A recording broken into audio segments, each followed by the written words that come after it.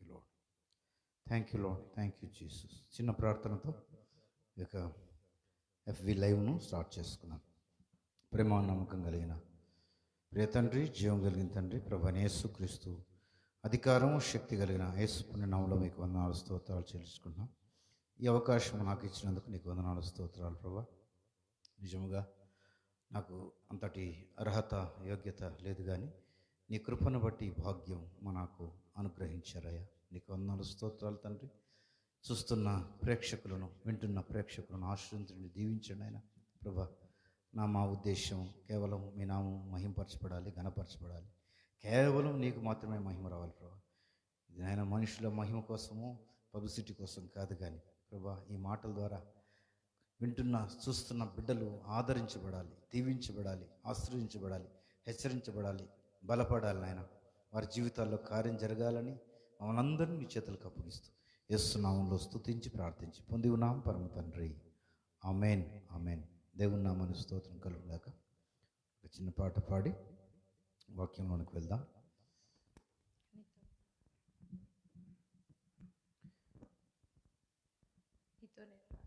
నీతో నేను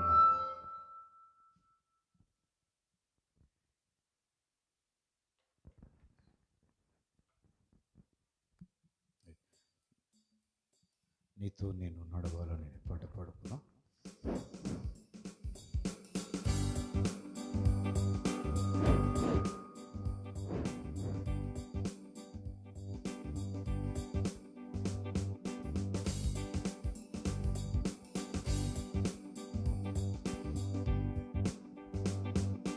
నీతో నేను నడవాలని, నీతో కలిసి ఉండాలని, నీతో నేను నడవాలని, నీతో కలిసి ఉండాలని ఆశయ, చిన్న ఆశయ, ఓ యేసయ్యా నీవే తీర్చాలయ్యా. ఆశయ, చిన్న ఆశయ, ఓ యేసయ్యా నీవే తీర్చాలయ్యా. నీతో నేను నడవాలని, నీతో కలిసి ఉండాలని, నీతో నేను నడవాలని, నీతో కలిసి ఉండాలని నడవాలేక నేను ఈ లోకయాత్రలో బహుబలహీనుడనైతినయ్యా. నడవాలేక నేను ఈ లోకయాత్రలో బహుబలహీనుడనైతినయ్యా. నా చేయి పట్టి నీతో నన్ను నడిపించుమయ్యా నా యేసయ్యా. నా చేయి పట్టి నీతో నన్ను నడిపించుమయ్యా నా యేసయ్యా. నీతో నడవాలని, నీతో ఉండాలని ఆశయ, ఓ యేసయ్యా. ఆశయ, చిన్న ఆశయ, ఓ యేసయ్యా నీవే తీర్చాలయ్యా. నీతో నేను నడవాలని, నీతో కలిసి ఉండాలని, నీతో నేను నడవాలని, నీతో కలిసి ఉండాలని సౌలును పౌలుగా మార్చిన నా గొప్ప దేవుడా. సౌలును పౌలుగా మార్చిన నా గొప్ప దేవుడా. నీలో ప్రేమ నాలో నింపి, నీలా నన్ను నీవు మార్చుమయ్యా. నీలో ప్రేమ నాలో నింపి, నీలా నన్ను నీవు మార్చుమయ్యా. నీలా ఉండాలని, నీతో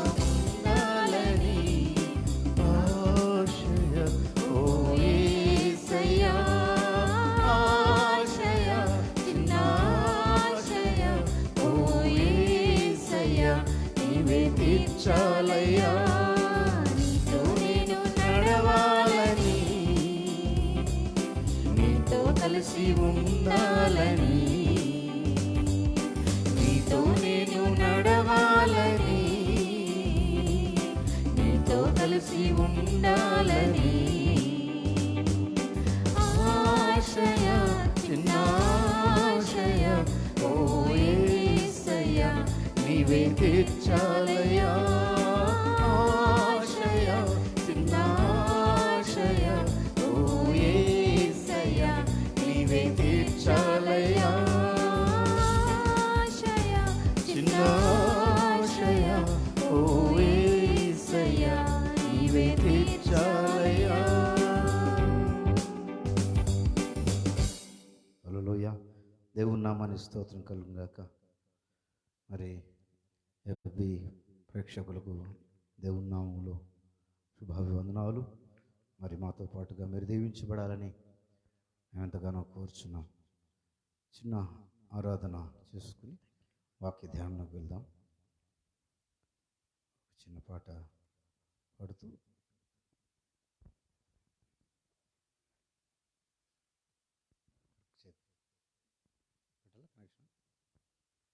దేవుని నామానికి స్తోత్రం కలుగును గాక. Thank you Jesus, thank you father, thank you master. త్వరగా ఆరాధన చేసుకుని మనం వాక్యం సమయం లేదు.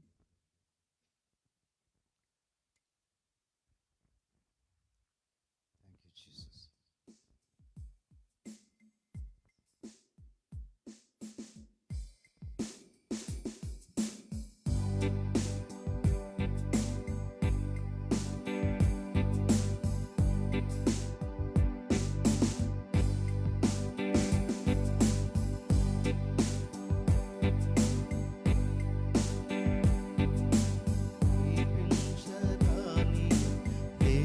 తేజస్సులోని వసించువాడవైనా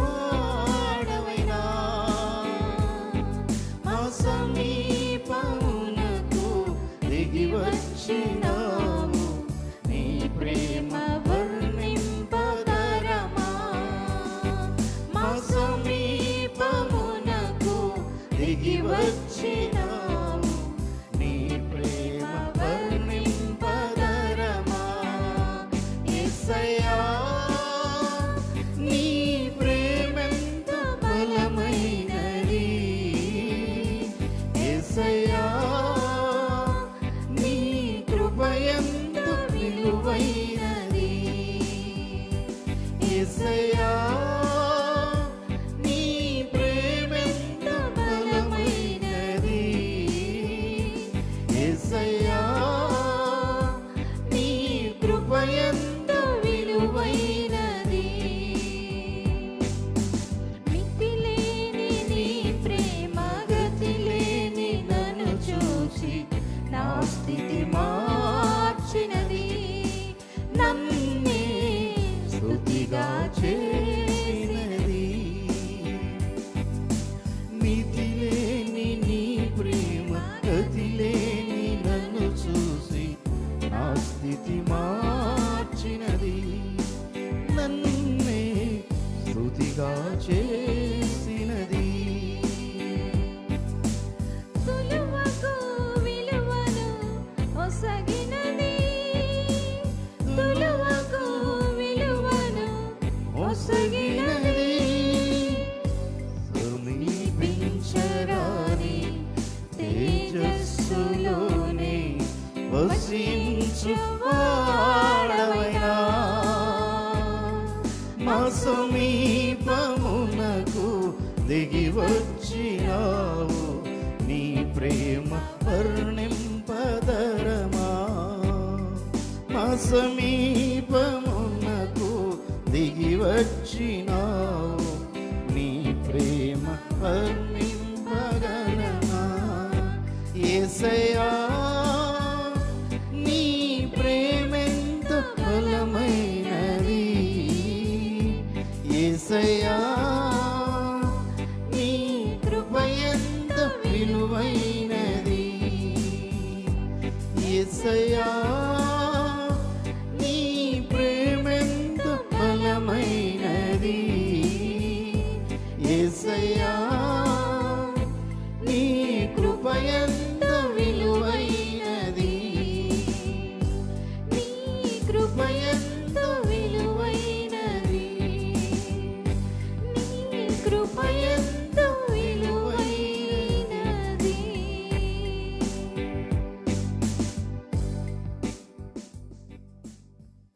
దేవుని నామానికి స్తోత్రం కలుగుగాక. వాక్య ధ్యానంలోకి వెళ్దాం. ఈరోజు ప్రభువు మనకు అందించిన దివ్యమైన సందేశం ఏంటంటే, నలిగిపోతున్న వారి పట్ల దేవుని వైఖరి ఏ విధంగా ఉందో ఈరోజు మనం చూసుకుందాం. ప్రభువు ప్రేమ ఎంత గొప్పదో ఈరోజు మనం నేర్చుకుందాం, తెలుసుకుందాం.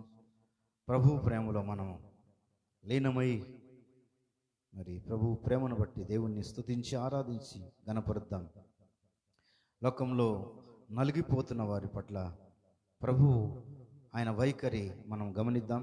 మనం ఇక్కడ గమనించినట్లయితే యోహాను సువార్త 8వ అధ్యాయంలో మరి ఇక్కడ ఒక సంఘటన జరిగింది.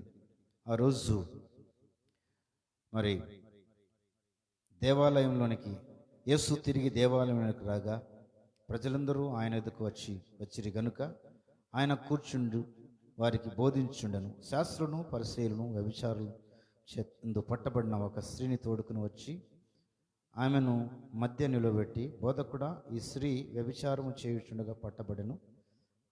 అటివారిని రాళ్ళు రువ్వి చంపవలని ధర్మశాస్త్రంలో మోషే మనకు ఆజ్ఞాపించును గదా, అయినను నీవేమి చెప్పుచున్నావని ఆయన అడిగిరి. ఇక్కడ ప్రభువైన యేసుక్రీస్తు వారు దేవాలయంలో ఆయన బోధిస్తున్నప్పుడు శాస్త్రులు పరిసయ్యులు ఒక వ్యభిచారము చేత పట్టబడిన ఒక స్త్రీని, వ్యభిచారం చేస్తూ దొరికిపోయిన ఒక స్త్రీని రెడ్ హ్యాండెడ్గా పట్టుకొచ్చి ప్రభువు ముందు నిలబెట్టారు.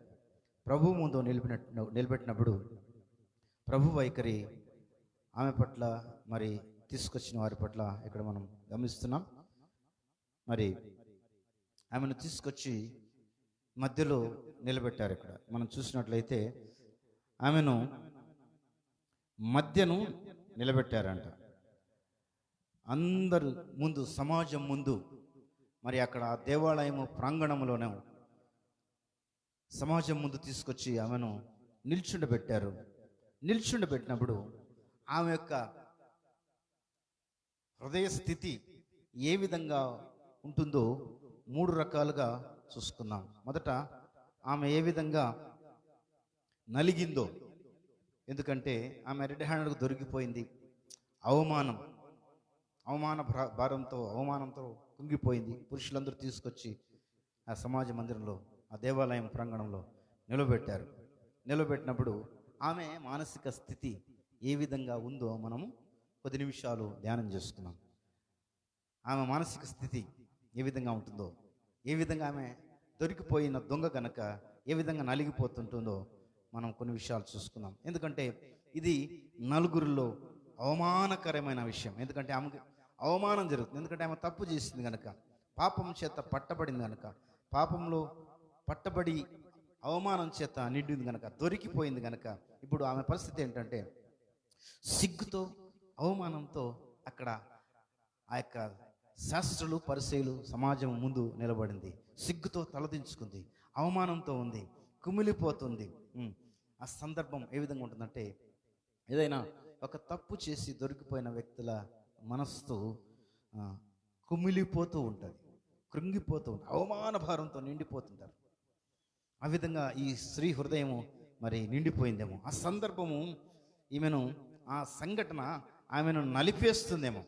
ఎందుకంటే నువ్వు వ్యభిచారివి, నువ్వు వేశ్యవు అని అందరూ అంటున్నారేమో. ఆ విధంగా గుచ్చి అంటున్నారేమో. మరి ఆ సమాజం ముందు మధ్య ఆమె సిగ్గుతో తలదించుకుంటుంది, అవమానంతో ఉంది ఆమె. ఆ మానసిక స్థితి మనం గమనించినట్లయితే, ఆ సందర్భంలో, ఆ స్థితిలో మనం ఉండినట్లయితే, నేను ఉండినట్లయితే, ఒంటరితనం, దిక్కుతోచని స్థితి, తలెత్తుకోలేని పరిస్థితి, చూడ్డానికి, అక్కడ నిలబడడానికి ధైర్యం ఉండదు, ఏమాత్రము ధైర్యం ఉండదు, భయంగా అక్కడ ఉంటుంది. అంతా చీకటి అనిపిస్తుంది, జీవితం అంతా నిశ్శబ్దం అనిపిస్తుంది. నిజంగా ఆ సందర్భంలో ఆమె ఏడుస్తూ ఉంటుందేమో, కన్నీళ్ళు ఆగలేదేమో, అవమానం తట్టుకోలేని పరిస్థితి, ఎదుటివారి మాటలు ఆమెను గాయపరుస్తున్నాయేమో, 10 మంది మధ్య అవమానం, తలెత్తుకోలేని సిగ్గుకరమైన జీవితం. ఇటువంటి స్థితి ఆమెకు వచ్చింది. నిజంగా ఆమె ఆ సందర్భంలో చూస్తే నిజంగా ఆ స్థానంలో ఆ స్థితిలో నీవు ఉంటే ఎంత భయంకరంగా ఉంటుందో మనం ఊహించుకుంటేనే భయం వేస్తుంది. ఊహించుకోలేం. నిజంగా రెడ్ హ్యాండెడ్గా దొరికిపోయింది ఆమె. ఎంత అవమానం, ఎంత సిగ్గు, ఎంత విచారం ఇది. ఇట్లాంటి స్త్రీని తీసుకొచ్చి ప్రభువు ముందు నిలబెట్టారు. ఇంకా ఆమె పరిస్థితి ఏ విధంగా ఉంటుంది చెప్పలేను, వర్ణించలేము. భయంగా బిక్కుబిక్కుమంటూ గడుపుతుంది. అవమాన భారంతో కుంగిపోయి ఆ విధంగా ఆమె ఉండిపోయింది. ఇది ఆమె మొదటి స్థితి. ఆమె మొదటి స్థితి ఏమిటంటే నలిగిపోయిన స్థితి. ఎందుకంటే ఆమె ఫీలింగ్స్ మొదటిగా అవమానముతో ఉండిపోయి ఉంటుంది, అవమాన భారంతో ఉంటుంది. రెండవదిగా ఆమె పరిస్థితి ఏంటంటే ఇప్పుడు రెడ్ హ్యాండెడ్గా పట్టుబడ్డారు. ఇప్పుడు దేవాలయంలోనికి తీసుకొచ్చారు, పబ్లిక్ ప్లేస్లోనికి తీసుకొచ్చి మధ్యలో నిలబెట్టారు.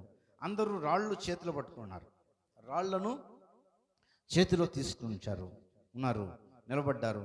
ధర్మశాస్త్రం చెప్పింది ఏంటంటే వ్యభిచారం చేత పట్టబెడితే రాళ్లతో కొట్టి చంపమని. ఇప్పుడు యేసు ప్రభువుని అడుగుతున్నారు ఈమెను ఇప్పుడు రాళ్లతో కొట్టి చంపాలని. ఈమె కండిషన్ ఏంటంటే ఇప్పుడు రెడ్ హ్యాండెడ్ దొరికిపోయింది. దేవాలయం దగ్గర ప్రాంగణంలో తీసుకొచ్చారు, పబ్లిక్లోని తీసుకొచ్చి మధ్యలో నిలబెట్టారు, రాళ్ళు అందరూ చేతిలో సిద్ధంగా ఉంచుకున్నారు.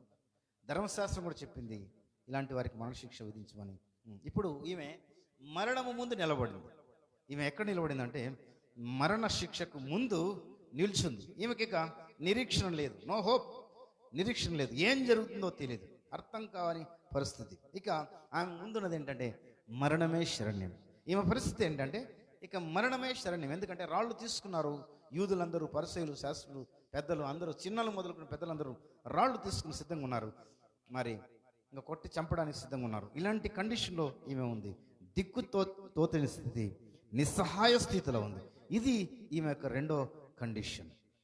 మరి ఈమె పరిస్థితి ఇది. అయితే నా యొక్క ఆలోచన ఏంటంటే ప్రభువు ఎవరిని ఏమి అనలేదు. ప్రభు ఏమంటున్నాడంటే మీలో సరే, అక్కడ ఏమన్నాడంటే మీలో పాపం చేయని వాడు మొదట ఆమె మీద రాయి వేయాలి, మీలో పాపం లేనివాడు మొట్టమొదట ఆమె మీద రాయి వేయాలని వారితో చెప్పి యేసు ప్రభు వారు అక్కడ నేల మీద మరి వంగి ఏదో వేస్తున్నట్లుగా మనం గమనిస్తున్నాం. మరి నాకైతే ఆమె స్థితిని ఆలోచన చేసినప్పుడు, ప్రభు మనసుతో ధ్యానం చేసినప్పుడు, మరి ప్రభు ఎంత ప్రేమ కలిగిన వాడు, దయగలిగిన వాడు అంటే ఆమె మూడవదిగా ఏ పరిస్థితుల్లో, ఏ కండిషన్లో మరి ఆ వ్యభిచార కూపంలోనికి దిగిందో మనకైతే తెలియదు. ఏ కండిషన్లో పొట్టకూటి కోసము ఆ వృత్తిలోనికి దిగిందా, ఆ పడుపు వృత్తికి, మనకైతే తెలీదు. ఆమె మీద ఏమైనా పోషణ భారం ఉందేమో, ఇంటి పరిస్థితులు ఏమైనా ఆ విధంగా ఉన్నాయేమో, మరి ఏ పరిస్థితులు ఆమె చేసిందో, బలవంతంగా ఎవరైనా నెట్టివేశారా, బలవంతంగా ఆ వృత్తిలోనికి ఎవరైనా మరి నెట్టారా, మరి ఆ విధంగా మరి ఈ రోజుల్లో కూడా స్త్రీలు పనికి వెళ్తే పని మనిషిగానో లేకపోతే ఏదైనా ఉద్యోగాలకు వెళితే స్త్రీ లైంగిక వేధింపులకు మరి గురవుతూ ఉంటుంది. మరి ఆ రోజుల్లో ఆ కండిషన్లో ఆమె మరి పని చేద్దామంటే ఎవరు పని ఇవ్వలేదేమో, ఆమెని ఆ దృష్టితో చూశారేమో. మరి ఆమెకు మరి ఆమె పరిస్థితి ఏంటో, మరి గత్యంతరం లేక ఆ వృత్తిలోనికి వచ్చిందేమో, లేదంటే బలవంతంగా ఆ వ్యభిచార కూపంలోకి నెట్టబడిందేమో. ఏ పరిస్థితుల్లో, ఏ కండిషన్లో మరి వచ్చిందో మనకైతే తెలియదు. ప్రభు అర్థం చేసుకున్నవాడు. ఆయన ప్రభు ఎంతగా అర్థం చేసుకుంటాడంటే, ఎంతగా ప్రేమిస్తాడంటే సమాజం అంతా ఆమెను చంపాలి అని తీసుకొచ్చింది. మరి మొదటిగా ఆమె పరిస్థితి చూస్తే నలిగిపోతూ ఉంది ఆమె. రెండవదిగా ఆమె మరణ పరిస్థితిలో ఉంది, మరణం ముందు నిలబడింది, మరణం ముందు నిల్చుంది. మరి మూడవదిగా ఆమె ఏ కండిషన్లో, ఏ పరిస్థితిలో మరి ఆమె ఈ వృత్తిలోనికి వచ్చిందో మనకైతే తెలియదు. కానీ ప్రభు హృదయాల్ని అంతరంగాలు ఎరిగినవాడు ఆయనకు తెలుసు. అందుకే ఆయన ఆమెను ఏమనలేదు. మరి ప్రజలు ఒక్కొక్కరిగా మరి వెళ్ళిపోవడం మనం గమనిస్తాం. ఇలాంటి పరిస్థితి ఆమె అనుభవిస్తుంది. ఆమె ఇలాంటి కండిషన్లో ఉంది. ఆమె మరి నలిగిపోయింది. ఆమె మరణం ముందు ఇంకా నిస్సహాయ స్థితిలో నిల్చుందాం. ఇంక మరణమే శరణమని, ఇంకా చంపేస్తారేమో, రాళ్ళతో కొట్టి చంపుతారేమో అని ఎదురు చూస్తుంది. అలాంటి టైంలో మరి ప్రభువు దగ్గర తీసుకొచ్చారు. మరి నాకైతే ప్రభు ఇచ్చిన తలంపు, నిజంగా ఈమె కండిషన్ గురించి ఆలోచన చేసినప్పుడు, ఈమె స్థానంలో నేను నిలిచిన ఆలోచన చేసినప్పుడు, నిజంగా మనుషులు ఏదైనా తప్పులో దొరికినప్పుడు, పాపంలో పట్టబడినప్పుడు నిజంగా నలిగిపోతుంటారు, అవమానంతో కృంగిపోతుంటారు, అవమాన భారంతో చాలామంది ఆత్మహత్య చేసుకుని చనిపోతూ ఉంటారు, సూసైడ్ చేసుకుని చనిపోతుంటారు. ఇట్లాంటి కొన్ని సంఘటనలు జరిగితే, జీవితాల్లో అవమానం జరిగితే, జరగరాని అవమానాలు జరిగితే తట్టుకోలేని పరిస్థితుల్లో చాలామంది నలిగి కృషించి నిరాశలోనికి వెళ్ళి చనిపోయేవాళ్ళు ఉంటారు. నిజంగా ఇలాంటి నలుగుల్లో ఉన్నవారు, నలిగిపోతున్నవారు నిజంగా ఒంటరితనం ఫీల్ అవుతుంటారు, నిరాశలో ఉంటారు, నిస్పృహలో ఉంటారు, ఏమాత్రము భవిష్యత్తు కనిపించదు, దిక్కుతోచని స్థితిలో ఉంటారు. భవిష్యత్తు అంతా, బ్రతుకంతా అగమ్య గోచరంలాగా కనిపిస్తుంది. ఈమె కండిషన్ కూడా అలాంటిది. చాలామంది మనుషుల కండిషన్ కూడా ఈ రోజుల్లో అదే విధంగా ఉంటుంది. మనుషులు పబ్లిక్గా పట్టబడితే, ఇలాంటి అవమానం జరిగితే మనుషులు తట్టుకోలేరు. మనిషి ఫెయిల్యూర్నే తట్టుకోలేరు, మనిషి అపజయాలను తట్టుకోలేరు. అలాంటిది ఈమె ఒక వ్యభిచారం చేస్తూ రెడ్ హ్యాండెడ్గా పట్టుబడింది. ఈమె హృదయం మరి ఆ సమాజంలోకి, సభ్య సమాజంలో తీసుకొచ్చినప్పుడు ఏ విధంగా నలిగిపోయి ఉంటుంది, ఏ విధంగా అవమాన భారంతో కుంగిపోయి ఉంటుంది, ఎంత నరక వేదన అనుభవించుంటుంది, ఎంతటి నరకయాతన అనుభవించుంటుంది. అందుకే ప్రభు ఈమె స్థితిని చూసినాడు. ప్రభు ఏమలేదు, మనుషులు నిందిస్తారు. మనుషులు ఇక్కడ చూస్తే మనుషులు ఏమంటున్నారంటే, ఆమె నిందిస్తున్నారు, ఈమెను శిక్షించాలి, ఈమెను చంపేయాలి, ఈమె నరహత, ఈమె వ్యభిచారం చేసింది కాబట్టి మోషే చెప్పాడు, మోషే ధర్మశాస్త్రం చెప్తుంది ఈమెను రాళ్ళతో కొట్టి చంపాలని. సొసైటీ అంతా నిందిస్తోంది, సమాజం నిందిస్తోంది, పరిసయ్యులు, శాస్త్రులు, పెద్దలు, పిల్లలు కూడా అందరూ ఈమె దొరికిన దొంగ కాబట్టి అందరూ నిందిస్తున్నారు. సమాజం ఈ విధంగానే ఉంటుంది, లోకం ఈ విధంగానే ఉంటుంది. అయితే ప్రభువు దయాళుడు, ప్రభు ప్రేమ, ప్రభు యొక్క స్టైల్, దేవుని యొక్క ప్రవర్తన వేరుగా ఉంటుంది, డిఫరెంట్గా ఉంటుంది. లోకం అయితే మరి ఈమెను దూషిస్తోంది, హింసిస్తోంది, వేధిస్తోంది, అవమానిస్తున్నారు. నిజంగా మనుషులు ఈ అనుభవం లేనివారు, ఇలాంటి నలుగుడు అనుభవం లేనివారు చాలా ఈజీగా మనుషుల్ని తీర్పులు తీస్తారు, చాలా ఈజీగా శిక్ష విధిస్తారు. ప్రభు అయితే శిక్ష విధించలేదు. ఇక్కడ కొంతమంది మనుషులను చూసుకుంటే మనం, లోకం ఏ విధంగా ఉంటుందంటే, లోకం ఎప్పుడు తీర్పులు తీరుస్తూ ఉంటుంది. అందుకే ఈమెను తీర్పు తీర్చారు.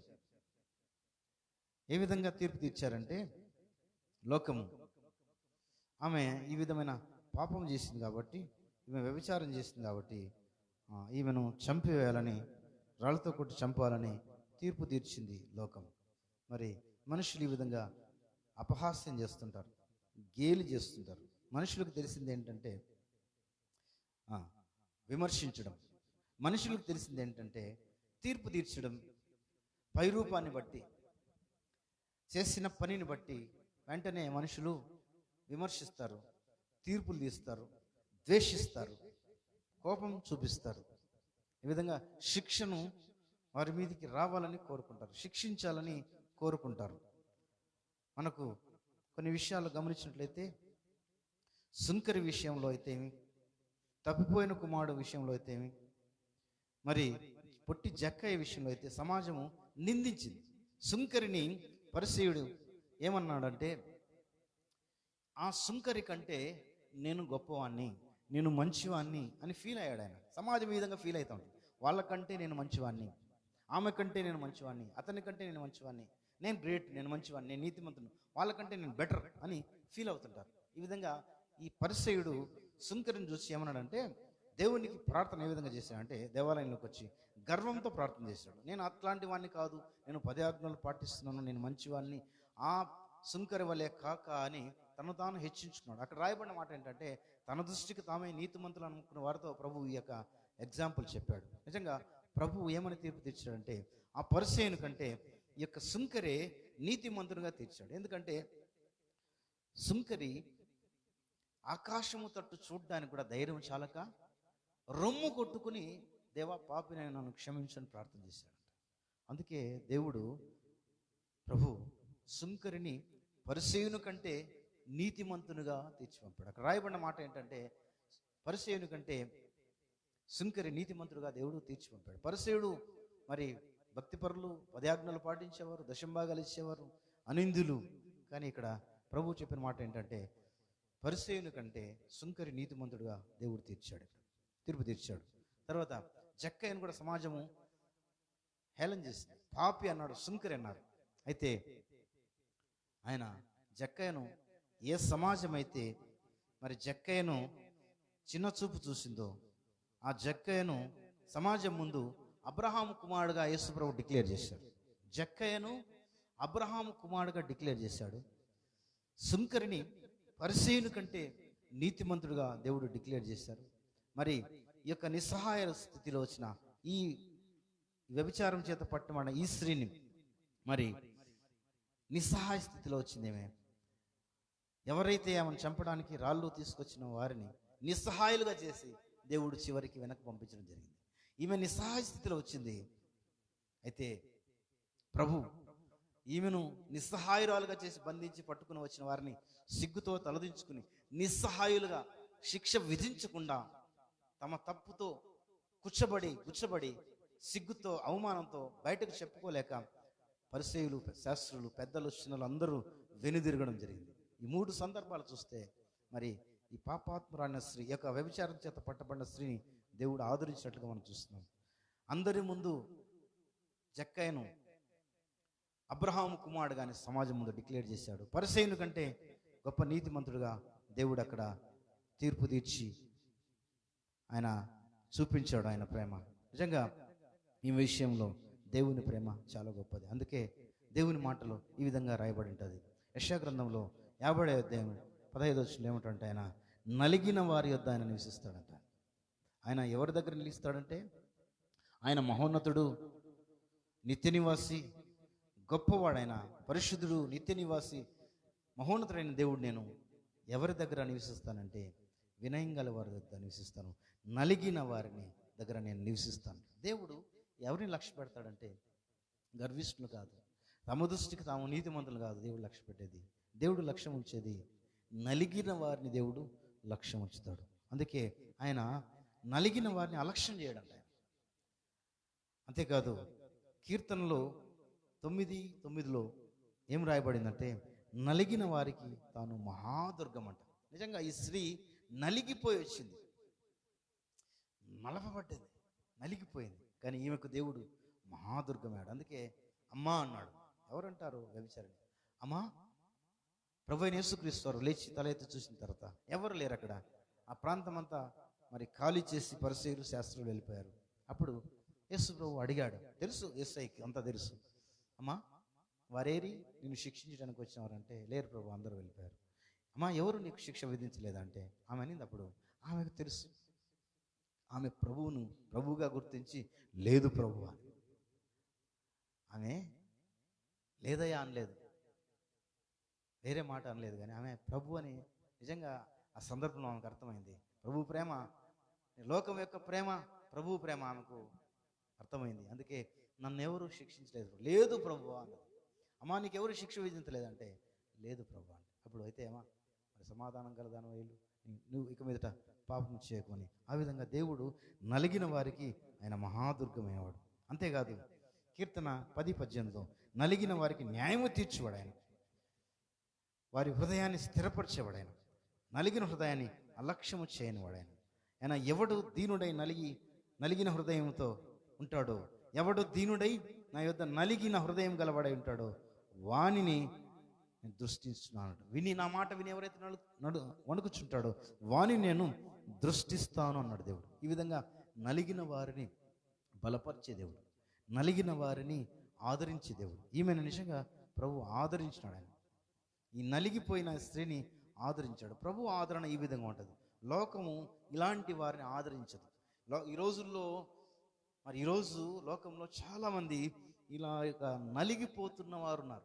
ఇలాంటి పరిస్థితుల్లో కూరుకుని ఏ పరిస్థితుల్లో మరి ఏ కండిషన్లో వారు ఆ విధంగా పాపంలోనికి బానిసలయ్యారో, పాపానికి బానిసలయ్యారో, ఏ పరిస్థితుల్లో పడిపోయారో, మరి ఏ కండిషన్ వాళ్ళని నెట్టిందో, ఏ కండిషన్ లాగిందో, ఏ కండిషన్ పట్టి వాళ్ళని పట్టుకుందో, మరి ఏ సాతాను బంధకాలు పాశం వారిని పట్టించిందో మనుషులు అర్థం చేసుకోరు. మనుషులు పైరూపాన్ని చూస్తారు. మనుషులు పైరూపాన్ని చూసి తీర్పులు తీస్తారు, విమర్శిస్తారు. అందుకే ప్రభు అన్నాడు దావీదు విషయంలో, సమూయేలు నువ్వు పైరూపాన్ని లక్ష్య పెట్టద్దు, నేను అంతరంగాన్ని లక్ష్యం ఇస్తాను. దేవుడు పైరూపాన్ని చూడడు, మనుషులు పైరూపాన్ని చూస్తారు. దేవుడు అంతరంగాన్ని చూస్తాడు. ఆయన హృదయ అంతరంగాలను పరిశీలించే దేవుడు, పరీక్షించే దేవుడు. హృదయ స్థితిని చూస్తాడు. దేవుడు హృదయములో ఉన్న స్థితిని చూస్తాడు, కండిషన్ చూస్తాడు, యథార్థతను చూస్తాడు, పైరూపాన్ని చూడు. ఇలాగా ఈ విధంగా సమాజంలో చాలామంది నలిగిపోయే వాళ్ళు ఉన్నారు. ఈరోజు ఈ విధంగా ఈ యొక్క FBలో చూస్తున్నవారు ఎవరైనా నలిగిపోతున్నారా? ఈరోజు నీకే ఈ సందేశం. దేవుడు నీతో మాట్లాడుతున్నాడు బిడా, దేవుని బిడా, ప్రియ సోదరి సోదరుడా, దేవుడు నీతో మాట్లాడుతున్నాడు. నువ్వు నలిగిపోతున్నావా? నలిగిన వారికి ఆయన మహాదుర్గం, ఆశ్రయదుర్గం. లోకం నిందిస్తుంది, సమాజం నిందిస్తుంది, విశ్వాసులు అర్థం చేసుకోరు. అన్న ప్రార్థిస్తున్నప్పుడు యాజకుడు అర్థం చేసుకోలేదండి. యాజకుడు ఆమె తాగిందనుకున్నాడు. ఆమె తన బాధను వెళ్ళగొక్కుంటుంటే యాజకుడు అర్థం చేసుకోకుండా ఎంతసేపు నువ్వు మత్తురాలుగా ఉంటావని అపార్థం చేసుకున్నాడు. యాజకుడే అపార్థం చేసుకున్నాడు. అపార్థం చేసుకునే రోజులు ఇవి. అయితే యాజకుడు తర్వాత మళ్ళీ తప్పు తెలుసుకున్నాడు ఆయన. ఈ విధంగా లోకం కూడా నిందిస్తుంది. నువ్వు ఏదైనా పరిస్థితిలో దొరికిపోతే, నువ్వు ఏదైనా పరిస్థితిలో చిక్కుపడితే, ఆ పరిస్థితిని బట్టి, నువ్వు చేసిన తప్పును బట్టి, నువ్వు చేసిన పాపాన్ని బట్టి నిందిస్తుంది, తీర్పులు తీరుస్తారు, విమర్శిస్తారు, మరి జడ్జిమెంట్ ఇచ్చేస్తారు, మార్కులు ఇస్తారు. అయితే ప్రభు కనికర సంపన్నుడు, ఆ మహా తల్లిని నిజంగా ఈరోజు నేను అనుకుంటున్నాను, ఈ తల్లి నాకంటే యోగ్యురాలని నేను ఎవ్వి ముఖంగా నేను చెప్తున్నాను, ధైర్యంగా చెప్తున్నాను, నేను సిగ్గుపడకుండా చెప్తున్నాను. ఈ వ్యభిచారం చేత పట్టబడిన స్త్రీ నిజంగా నాకంటే యోగ్యురాలు, గనురాలు. ఆమెను ప్రభు ప్రేమించాడు, క్షమించాడు. నిజంగా ప్రభు ప్రేమ, క్షమ ఇంత అద్భుతంగా ఉంటుంది. పాపి పట్ల ఈ విధంగా ఇంత అద్భుతంగా ఉంటుంది ఆయన ప్రేమ. ఎటువంటి ఘోర పాపినైనా ప్రేమించే దేవుడు, ఎటువంటి ఘోర పాపినైనా క్షమిస్తాడు ఆయన అనడానికి ఉదాహరణ ఇదే. ఎటువంటి ఘోర పాపినైనా క్షమిస్తాడు, ప్రేమిస్తాడు, ఆదరిస్తాడు అన్నదానికి ఇది పరాకాష్ట. ఈ యొక్క ఉదంతం, ఈ యొక్క సంఘటన మరి తారాస్థాయిలో ప్రపంచమంతా ఈ మాట మరి చెప్పుకుంటుంది. సినిమాల్లో ఈ సందర్భాన్ని చిత్రీకరించారు. ఈ మధ్య కాలంలో గరికపాటి నరసింహారావు గారు మరి తన ప్రవచనాలు చెప్తున్నారు. ఈ యొక్క వ్యభిచారం చేత పట్టబడిన స్త్రీని ప్రభువు క్షమించిన విధానం మరి అన్యులు మరి మాట్లాడుకున్నారు. ఎంత అమోఘమైన సంఘటన ఇది. ప్రపంచంలోనే నిజంగా ఇది అద్భుతమైన సంఘటన. ప్రపంచంలో ఈ మాటను, ఈ సంఘటనను అందరూ కొనియాడుతుంటారు. ప్రపంచమంతా ప్రభు యొక్క క్షమను, ప్రభు యొక్క ప్రేమను, వ్యభిచారం చేత పట్టబడిన స్త్రీని క్షమించిన ఆ సంఘటన, ఆనాడు జరిగిన ఆ సంఘటన ఈరోజు కూడా ఎంతోమంది మాట్లాడుతుంటారు. ప్రభు ప్రేమ ఇంత గొప్పది, ప్రభు క్షమ ఇంత గొప్పది, ఇంతగా ఎవరు క్షమించరు ఈ ప్రపంచంలో. వ్యభిచారం చేత రెడ్ హ్యాండ్ దొరికితే మనం నిజంగా అసహించుకుంటాం. మనం వారితో మాట్లాడటం, వాళ్ళతో మనం దూరంగా ఉంటాం, వారితో చూడడానికి కూడా ఇష్టపడడం. సమాజం ఈ విధంగా తీర్పు తీస్తుంది, సమాజం ఈ విధంగా బిహేవ్ చేస్తుంది, విశ్వాసులు కూడా ఈ విధంగా మరి ప్రవర్తించవచ్చు. కానీ ప్రభు ఆ విధంగా ప్రవర్తించేవాడు కాదు. ఏమనలేదు. అతను అమ్మా అన్నాడు, అమ్మా అని పిలిచాడు. ఎవరూ నీకు శిక్ష విధించలేదని ఇంతగా ప్రేమించేవాడు, ఇంతగా క్షమించేవాడు ఈ విషయంలో ఎవ్వరు లేరు, ప్రభువైన యేసుక్రీస్తు తప్ప. అంతగా క్షమించే దేవుడు ఈ విశ్వంలోనే, ఈ ప్రపంచంలోనే ఇంత గొప్ప ఘనమైన క్షమాఘట్టము, ఈ మహాఘట్టము నేను ఎక్కడ చూడలేదు. ప్రభు దగ్గర మాత్రమే దొరుకుతుంది. అందుకే ఎంతటి ఘోర పాపనైనా క్షమించే దేవుడైనా ఇంతగా ప్రేమిస్తాడు, ఇంతగా క్షమిస్తాడు. సిలువలో ఆ బందిపోటు దొంగను క్షమించిన దేవుడైన, వెంటనే మోక్షాన్ని ఇచ్చిన దేవుడైన ఈమెను కూడా అదే విధంగా క్షమించి, అమ్మా నేను కూడా నీకు శిక్ష విధింపును అన్నాడు ఆయన. ఎంత ప్రేమ కలిగిన దేవుడు, ఇంత ప్రేమ కలిగిన దేవుడు మనకున్నాడు. మనుషులతో మనకేమి, మనుషులు క్షమించకపోతే దిగులు పడద్దు, విచారించద్దు. మనుషులు తీర్పు తీరిస్తే, మనుషులు విమర్శిస్తే, మనుషులు నేను ప్రేమించకపోతే, నువ్వు ఒంటరిగా ఉంటే, నువ్వు నిరాశలో ఉంటే నువ్వు దిగులు పడనక్కర్లేదు, నువ్వు బాధపడనక్కర్లేదు. ప్రేమించే ప్రేమ ప్రియుడున్నాడు, ప్రియుడున్నాడు, ప్రేమామయుడున్నాడు. ఇదిగో ఈ తల్లిని, ఈ వ్యభిచారం చేత పట్టబడిన ఈ తల్లిని, ఈ స్త్రీని క్షమించిన దేవుడే నీ దేవుడు, నా దేవుడు, మన దేవుడు. ఈ విధంగా క్షమించే దేవుడు, అర్థం చేసుకునే దేవుడు అమ్మా. అయ్యా అర్థం చేసుకుంటాడు దేవుడు. మనుషులు ఎవరు అర్థం చేసుకోలేదా? ప్రభువైన యేసుక్రీస్తు వారు అర్థం చేసుకున్నారు. ఆ రోజు సమాజం ఎవరు అర్థం చేసుకోలేదు. ఆ వ్యభిచారం చేత పట్టబడిన స్త్రీని ఎవరు అర్థం చేసుకోలేదు.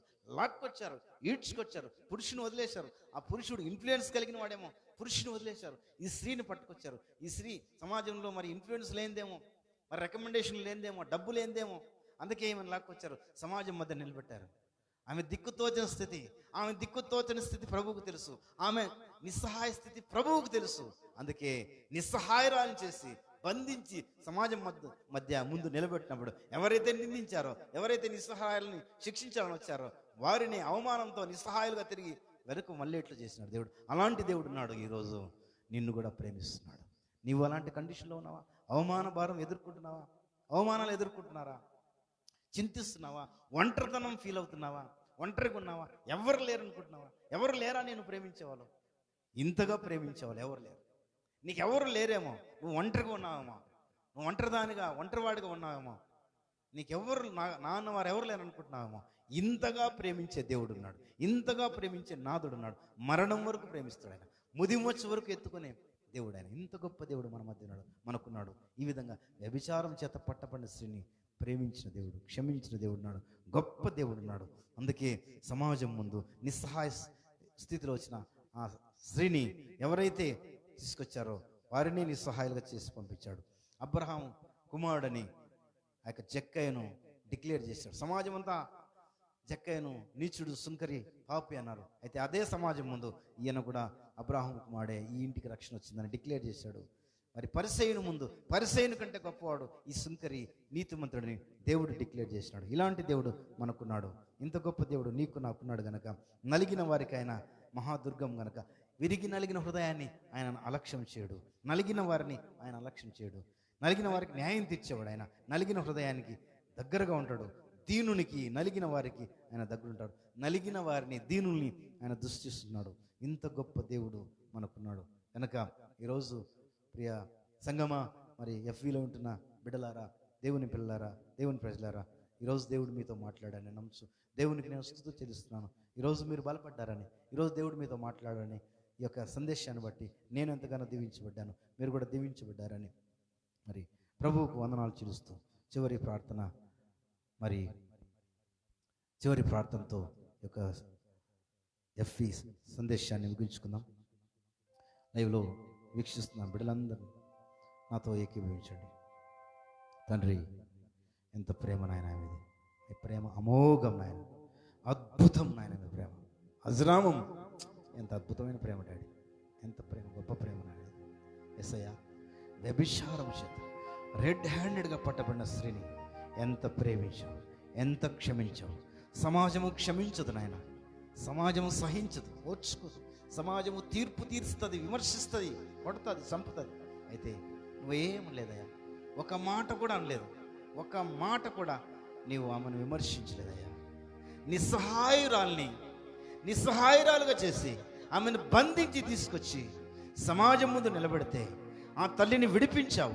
నీ ప్రేమ చేత, నీ కనికరం చేత, నీ క్షమ చేత విడిపించి విమోచించి ఎవరైతే నిస్సహాయులుగా చేసి బంధించారో వారినే సిగ్గుతో, అవమానంతో నిస్సహాయులుగా చేసి వెళ్ళిపోయేట్లు, తిరిగి వెళ్ళేట్లు నువ్వు చేసావయ్యా. ఎంత ప్రేమించావు ప్రభా. ఆ తల్లిని, ఆ స్త్రీని ఎంతగా ప్రేమించావు. జక్కయ్యని ఎంతగా ప్రేమించావయ్యా. ఎవరైతే విమర్శించారో, ఎవరైతే తీర్పు తీర్చారో, ఎవరైతే పాపి, సుంకరి అన్నారో వాళ్ళ ముందే జక్కయ్యను అబ్రహాము కుమారునిగా, అబ్రహాము సంతానంగా డిక్లేర్ చేసావు ప్రభువా. నీకు వందనాలు, స్తోత్రాలు తండ్రి. గర్వంతో దేవాలయంలోకి వచ్చి ప్రార్థించిన పరిసయ్యుని గర్వాన్ని అణచావు నాయన. ఆ పరిసయ్యుడు తన మట్టుకు తను ప్రార్థన చేసుకోకుండా సుంకరిని చూసి విమర్శించాడు, సుంకరితో పోల్చుకున్నాడు, నేను బెటర్ అనుకున్నాడు. కానీ పరిసయ్యుని కంటే నీతిమంతుడిని, సుంకరిని, పరిసయ్యుని కంటే నీతిమంతుడిని, గొప్పవాడని ఆ సుంకరిని తీర్పు తీర్చి పంపావయ్యా. ఏం ప్రేమ నాయన అనేది, ఎంత గొప్ప ప్రేమ, ఎంత అద్భుతం నాయన. పాపిని ఎవరు ప్రేమిస్తారయ్యా నీలా?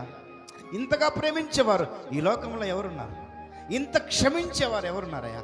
క్షమ నీ దగ్గర మాత్రమే దొరుకుతుంది ఆయన. నీకు వందనాలు, స్తోత్రాలు. ఆ తల్లి ఆ రోజు పట్టబడినప్పుడు, సమాజం ముందుకు వచ్చినప్పుడు, సమాజం మధ్యలో నిలబెట్టినప్పుడు ఆ తల్లి హృదయం ఏ విధంగా ఉండింటుందో, ఎంత అవమానమో, ఎంత కృంగిపోయి ఉంటుందో, ఎంత భయముతో నిండిపోయి ఉంటుందో ఆయన ఊహించలేము. ఆమె స్థితిని చూసినవాడా నీకు వందనాలు, స్తోత్రాలు. ఆ తల్లి స్థితిని చూసి ఆమె మీద కనికరపడి ఆ నలిగిపోయిన బిడ్డను విడిపించిన వాడా, విమోచించిన వాడా, నీకు వందనాలు స్తోత్రాలు. ఆ హృదయ స్థితిని, ఆ బాధను, ఆ వేదనను నువ్వు చూసావయ్యా. చూసి ఆమెను విమోచించావు, ఆమెను విడిపించావయ్యా. ఎవరైతే ఆమెను నిందించారో వారి ముందే ఆమెను విడిపించి పంపించావయ్యా. నీకు వందనాలు స్తోత్రాలు చెల్లిస్తూ తండ్రి, ఇంత గొప్ప ప్రేమమేడు మీరు నా హృదయంలో, నాలో, మాలో, సంఘంలో ఉన్నందుకు, ఈ వింటున్న బిడ్డల మధ్య ఉన్నందుకు, నీ కార్యం చేసినందుకు దేవా నీకు వందనాలు స్తోత్రాలు. యేసయ్యా, నీ ప్రేమకు ఏమి ఇవ్వలేము. నేను వారంగా నిండు హృదయంతో నీకే వందనాలు స్తోత్రాలు కృతజ్ఞతలు అర్పించిస్తూ యేసు పుణ్యనామములో స్తుతించి ప్రార్థించి పొంది ఉన్నాం పరమ తండ్రి. Amen, amen, amen. Thank you Jesus. Thank you holy spirit.